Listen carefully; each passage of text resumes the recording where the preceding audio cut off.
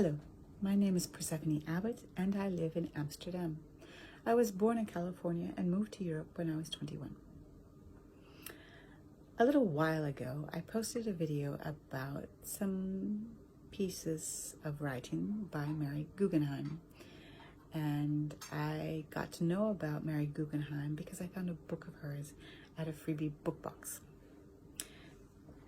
And going by the same Freebee book box, I discovered this pile of newsletters or magazines with the title Exquisite Corpse. Now, I find it very ironic that I found these because I'm probably one of the very few people who would know what they are. And I thought when I saw this pile, I thought, my father's probably somewhere in there. Opening up the newsletters here, I recognize names such as Ted Berrigan, Pat Nolan, Robert Creeley, Anne Waldman. There's even a piece by Mary Guggenheim, so now I recognize her name, and I really enjoyed her little piece. On the back of this pile of newsletters was a name, William Levy, or Bill Levy. And in the book by Mary Guggenheim, there was an inscription to Bill. And so I'm gathering that these materials are coming from a clearing out of Bill Levy's house. And from the address, it's not too far away from where I live. I didn't know the man. He died a few years ago, apparently. And I've just been enjoying these little gifts that have been coming my way via the Freebie book box. I wanted to read a piece by him just out of honor to him and his part of his archive and library that I've been able to access. But he tended to write rather more prose than poetry as far as I can see, and things are a little bit long, so I won't do that.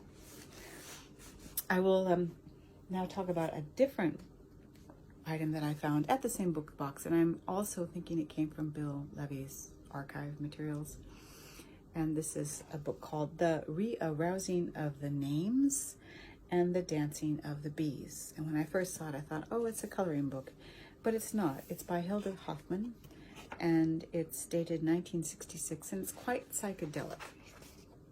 There's very little prose in this book, but the photos, the drawings are very descriptive. I Googled Hilda Hoffman and discovered that this is the only book I could find of hers that's known. But curiously enough, she featured on the cover of a Richard Brautigan book. She knew Richard Brautigan. And my father was a friend of Richard Brautigan, and I also remember quite clearly spending time hanging out with Richard Brautigan and my father when I was a child.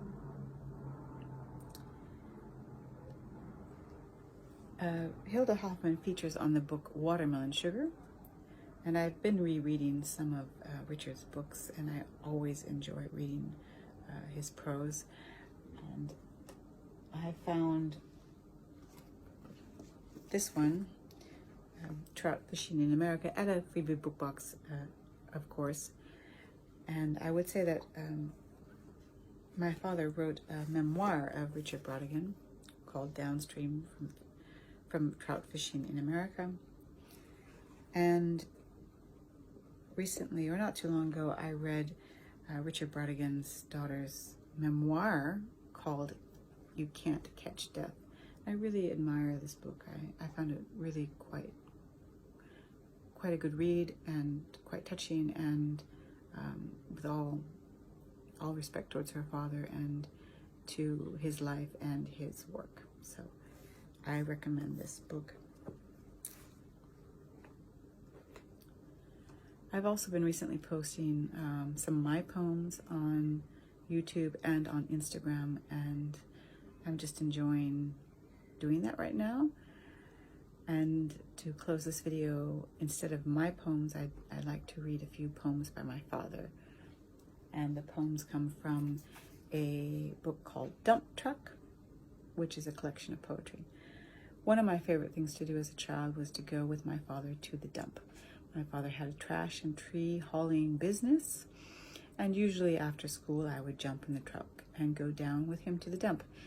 I particularly enjoyed this time with him because he was very lucid, and I grew up in the 70s and in a very bohemian atmosphere, and my father was wonderful to talk to, and even more wonderful when he was lucid in my mind. Well, for me as a child. So I'd like to read a few of his poems. The first one is called My Legs. My Legs by Keith Abbott. Somehow, I've always thought of them as being someone else's. They are curious. Sometimes, when they run fast, I bobble above like a strange balloon.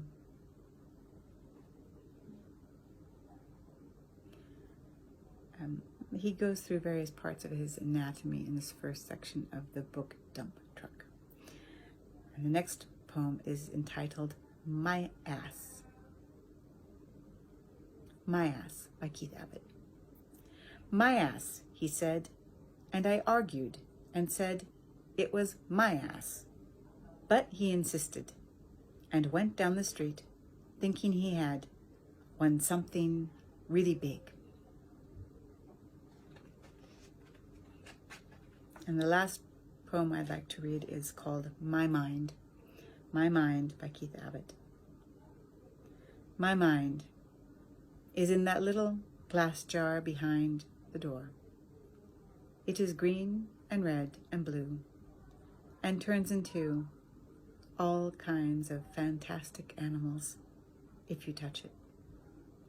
But you better not. It loves hard, and no jar has ever held it long.